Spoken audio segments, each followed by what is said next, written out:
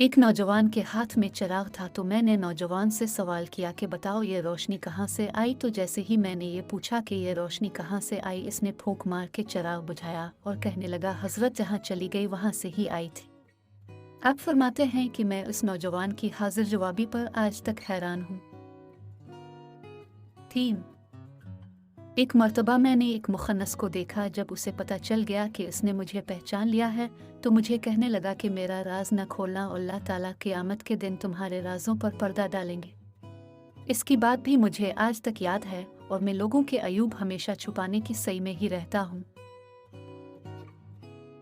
4 एक आदमी नमाज पढ़ रहा था। उसके सामने से एक औरत रोती हुई खिले चेहरे खिले सर के साथ गुजरी। इसने सलाम फेरा तो इस औरत पर बड़ा नाराज हुआ। कहने लगा कि तुझे शर्म नहीं आई, ध्यान नहीं, नंगे सर खिले चेहरे के साथ मेरे आगे से गुजर गई। मैं नमाज पढ़ रहा था।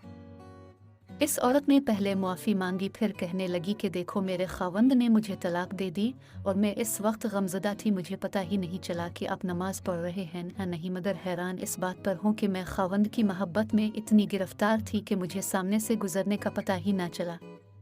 जबकि तुम अल्लाह की मोहब्बत में कैसे गिरफ्तार हो कि खड़े परवरदिगार के सामने हो और देख मेरा चेहरा रहे हो। हसन बसरी रहमतुल्लाह अलैहि फरमाते हैं कि इस औरत की बात मुझे आज तक याद है। एक मर्तबा 10-12 साल की लड़की आ रही थी। उसकी बात ने मुझे हैरान कर दिया। कुछ देर पहले ही बारिश थमी थी, मैं मस्जिद जा रहा था और वो बाजार से कोई चीज़ लेकर आ रही थी। जब ज़रा मेरे करीब आई तो मैंने कहा कि बच्ची ज़रा संभल कर कदम उठाना, कहीं फिसल ना जाना।